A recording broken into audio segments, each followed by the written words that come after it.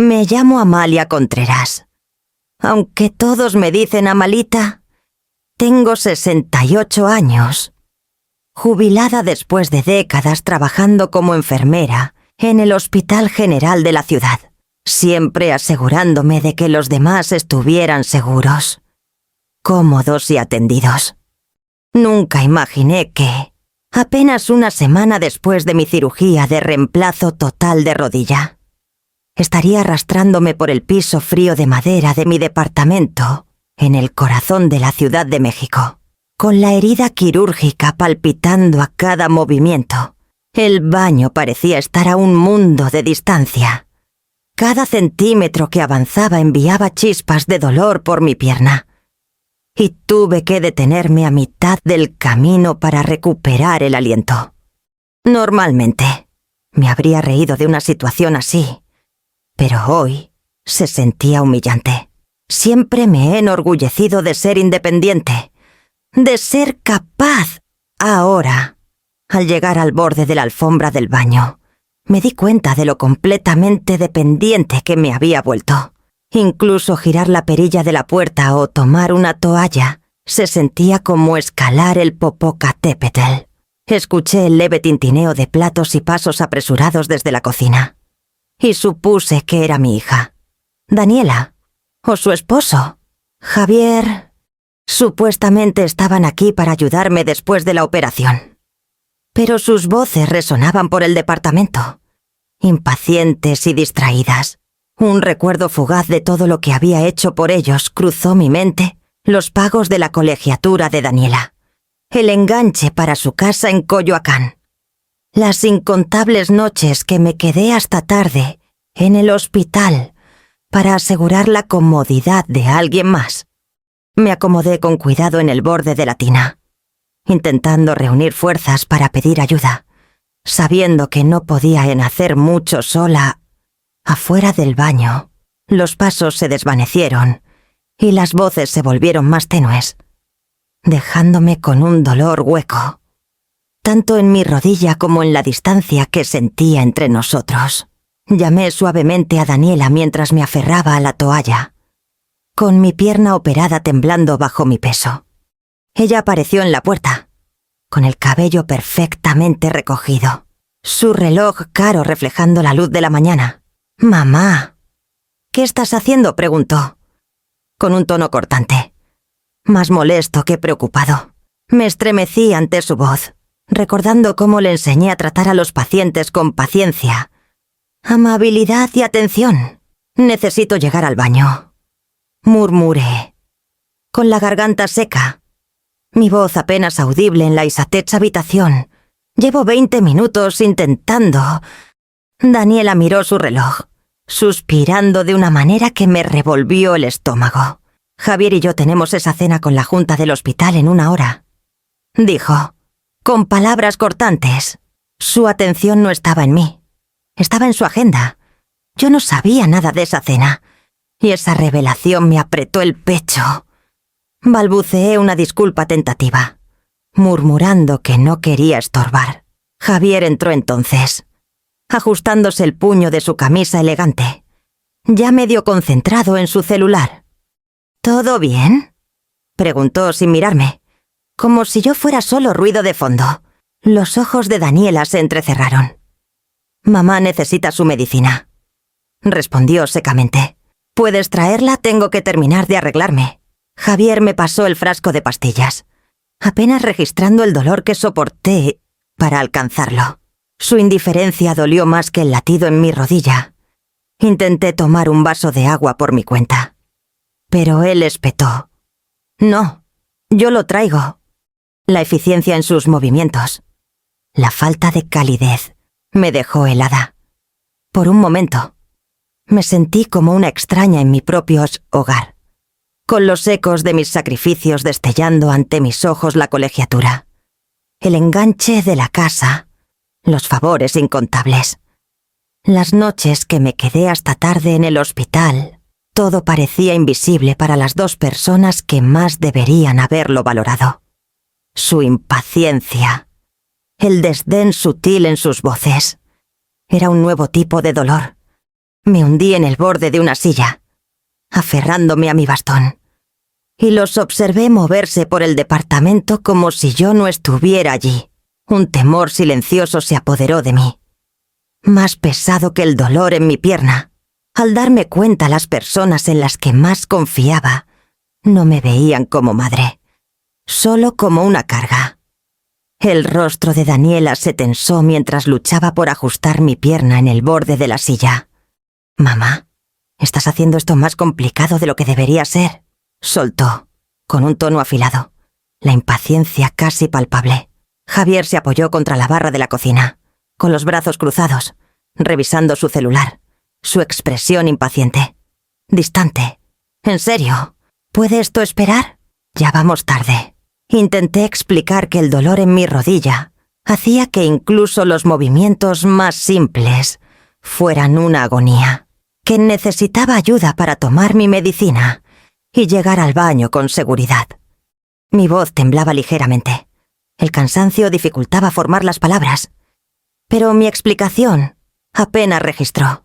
Los labios de Daniela se apretaron, y entonces sus palabras cortaron el aire. «Ásperas y frías, no somos tus enfermeras».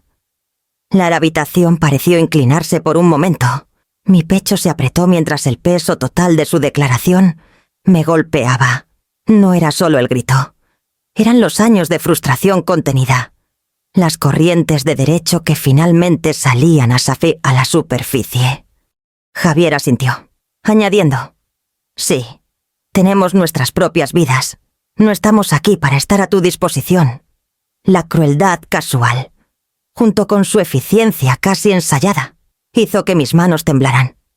Me hundí hacia atrás, aturdida, con recuerdos destellando sin ser invitados la colegiatura que pagué por la escuela de medicina de Daniela, el enganche de su casa, las noches interminables de guardia, las noches que me quedé hasta tarde en el hospital para que alguien más pudiera descansar. Cada sacrificio, cada acto de cuidado que había vertido en sus vidas, tratado como algo esperado, dado por sentado. Una punzada caliente de humillación se extendió por mis mejillas. Me di cuenta, con un dolor más agudo que el de mi rodilla, que no me habían visto realmente en años. No como madre, no como una persona con necesidades y vulnerabilidades. Solo veían una obligación, una fuente conveniente de ayuda, una red de seguridad humana en la que podían confiar sin gratitud. Bajé la mirada, aferrándome fuerte a mi bastón. La ira y el dolor se mezclaron con una extraña claridad. Durante décadas había dado sin cuestionar, creyendo que el amor y la generosidad eran suficientes. Ahora, en el eco de sus duras palabras, vi la verdad. Mi devoción había sido confundida con debilidad, y la casa de cuidado que había construido para ellos estaba lista para derrumbarse. Me hundí en el borde de mi cama, con la luz de la mañana cortando la habitación, y dejé que el silencio se asentara a mi alrededor. Mi rodilla palpitaba constantemente, un recordatorio sordo de lo limitada que se había vuelto mi movilidad. Pero no era nada comparado con el dolor en mi pecho. Pensé en todos los años de sacrificios, los pagos de la colegiatura de Daniela, las noches de turnos dobles, el enganche para su casa en Coyoacán, y cada emergencia pequeña que había cubierto sin queja. Cada recuerdo me golpeaba con el peso de la obligación que había cargado sola. Solo ahora, en el contraste agudo de su impaciencia y desdén, vi la verdad. Los había habilitado, priorizando constantemente su comodidad sobre mis propias necesidades. Había asumido que mi amor y generosidad se traducirían en gratitud, en cuidado cuando más lo necesitaba. En cambio, había sido tomado por sentado, tratado como un derecho. Había dado tanto que había perdido de vista quién era yo. Y en algún momento, el equilibrio se había inclinado completamente a su favor. La ira hervía bajo la superficie, no una irritación pasajera, sino un calor constante que exigía reconocimiento. Me di cuenta de que había sido condicionada para disculparme por necesitar ayuda, para minimizar mi propio malestar, para no incomodarlos. Ya no más. Durante décadas había puesto las necesidades de los demás por encima de las mías. Ahora, la balanza tenía que inclinarse hacia el otro lado. Me puse de pie lentamente, aferrándome a mi bastón. Cada movimiento deliberado. Comencé a planear en mi mente las llamadas que haría, las conversaciones que necesitaba tener, los límites que finalmente establecería. No sería fácil. Y las consecuencias podrían ser severas, pero entendí que la inacción ya no era una opción. Siempre había sabido cómo cuidar de los demás. Ahora tenía que cuidarme a mí misma. Por primera vez en años, sentí una chispa de claridad, una oleada inicial de empoderamiento.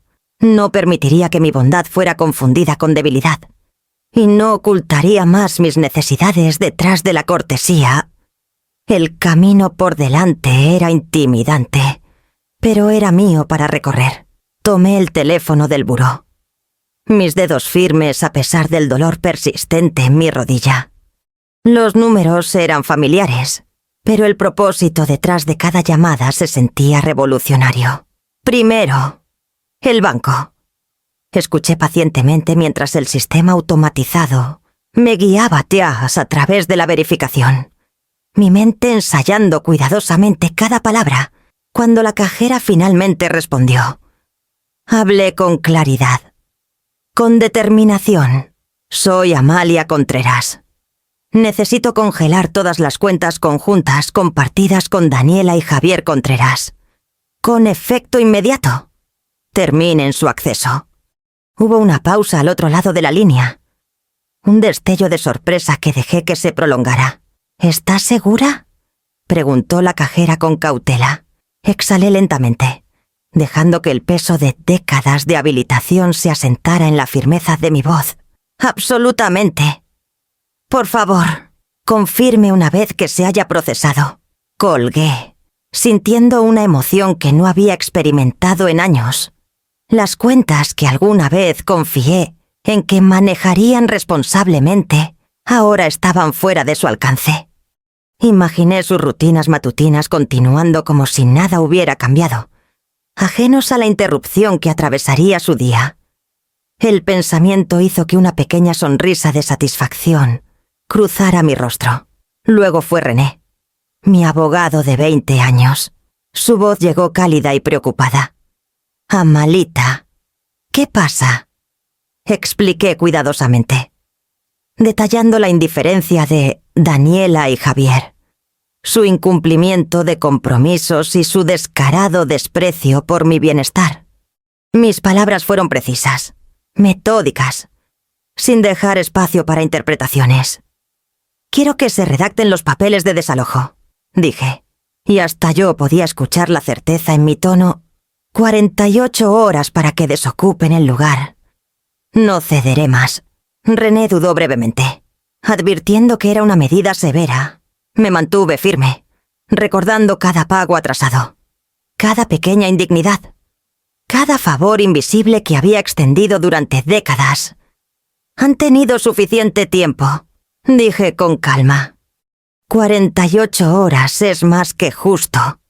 Al terminar la llamada, sentí una extraña oleada de poder recorriéndome.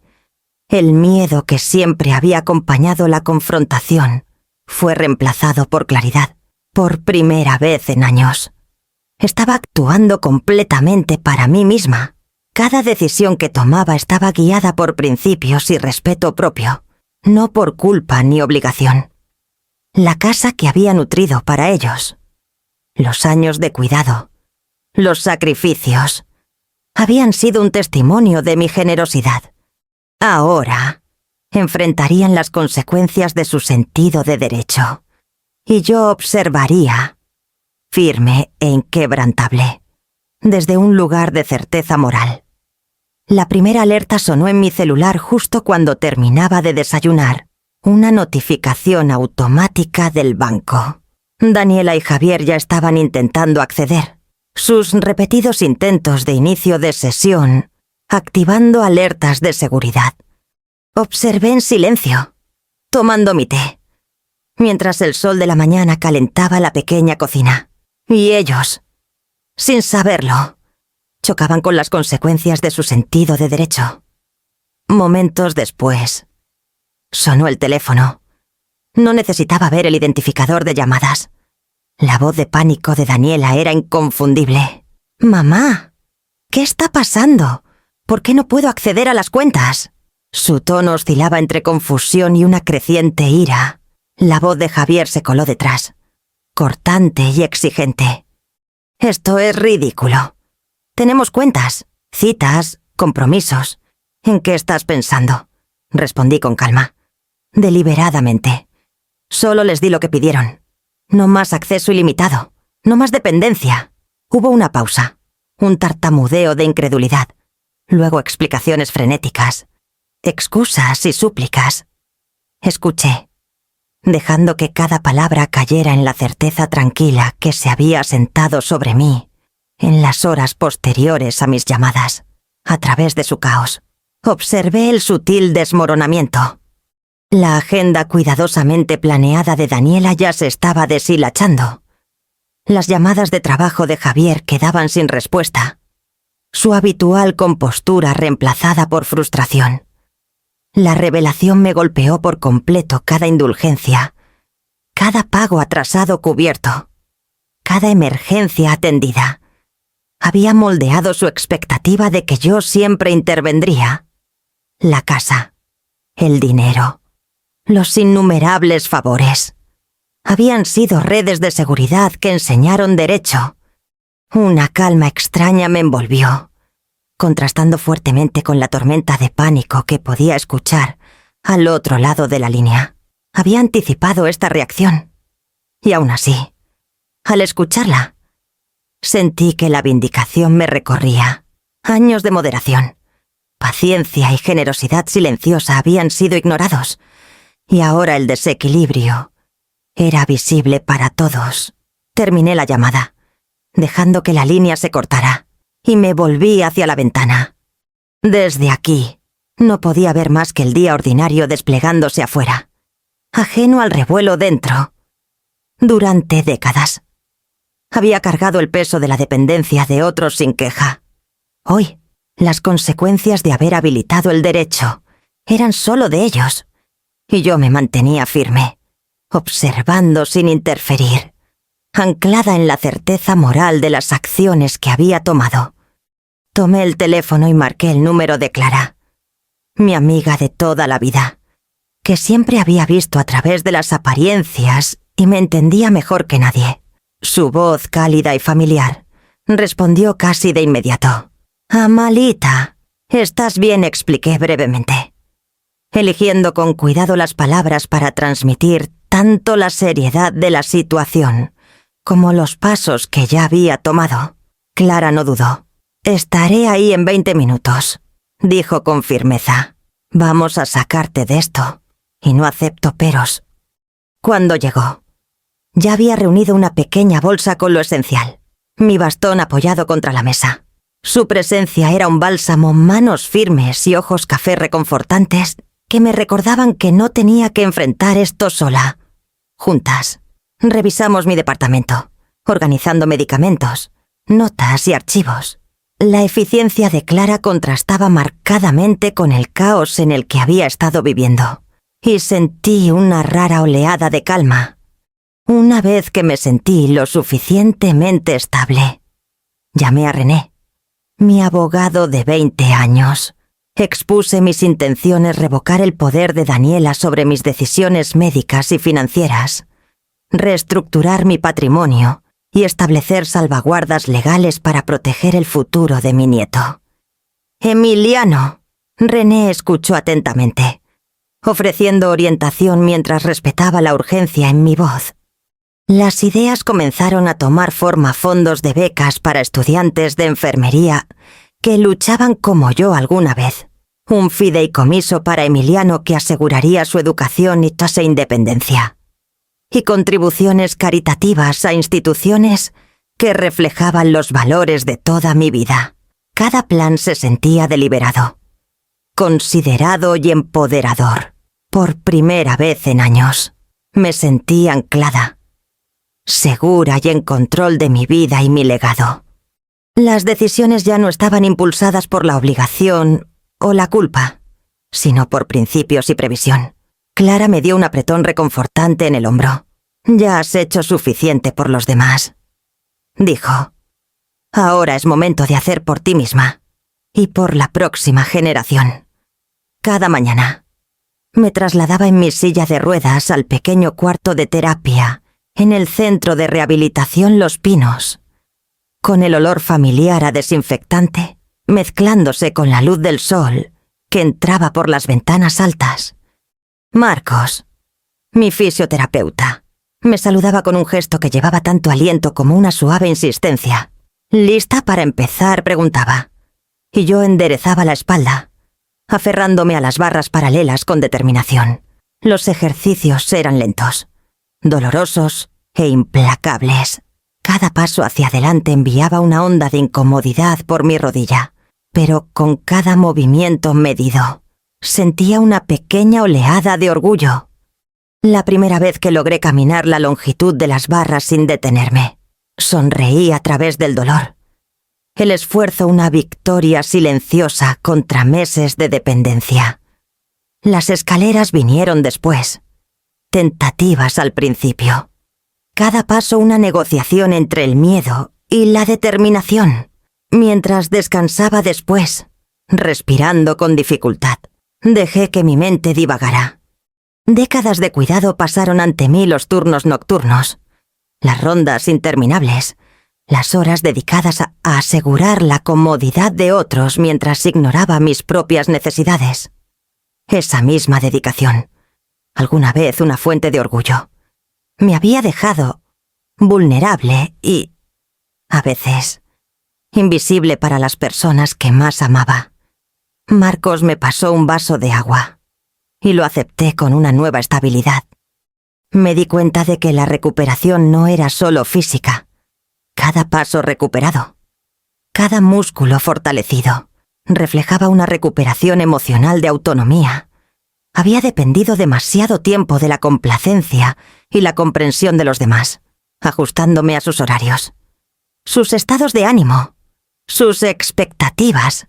Ahora estaba aprendiendo a depender de mí misma. Al final de la sesión, podía recorrer pequeñas distancias con un bastón y una confianza creciente. La independencia se sentía frágil pero emocionante.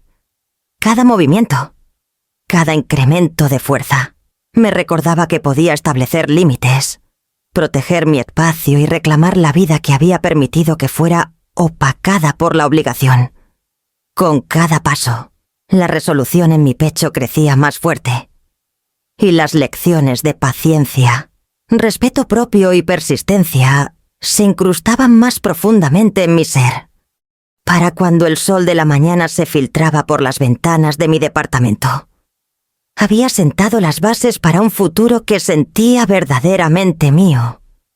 Con la ayuda de Clara, finalicé el fondo de becas para estudiantes de enfermería que luchaban como yo alguna vez, y establecí un fideicomiso para Emiliano, asegurando que su educación y primeros pasos en la adultez fueran seguros e independientes de los caprichos de Daniela o Javier.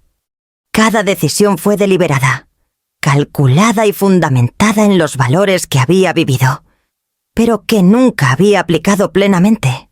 La pequeña pila de documentos en mi mesa de comedor se sentía más pesada que cualquier cosa que hubiera manejado durante mis décadas en el Hospital General. No eran solo papeles legales, eran símbolos de límites, respeto propio y el legado que quería dejar. Incluso mientras firmaba cada formulario, sentía una extraña mezcla de duelo y liberación. Había pasado toda una vida dando. Ahora, finalmente estaba dirigiendo recursos donde serían respetados y utilizados sabiamente. Regresar al hospital para trabajar a medio tiempo en defensa de pacientes se sintió como entrar en un mundo familiar bajo nuevos términos. Los pasillos olían ese antiséptico y esperanza. Y los rostros de colegas. Algunos jubilados desde hace mucho, otros nuevos. Me recibieron cálidamente.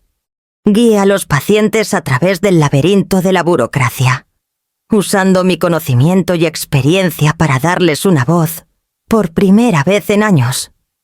Mi propósito profesional y mi autonomía personal se alinearon. Más tarde esa tarde, Daniela llamó. Dejé que el teléfono sonara brevemente antes de contestar, poniéndolo en altavoz para que Clara pudiera monitorear el tono. «Mamá, ¿por qué estás haciendo esto?», preguntó, con la voz tensa. Una mezcla de confusión y un derecho persistente.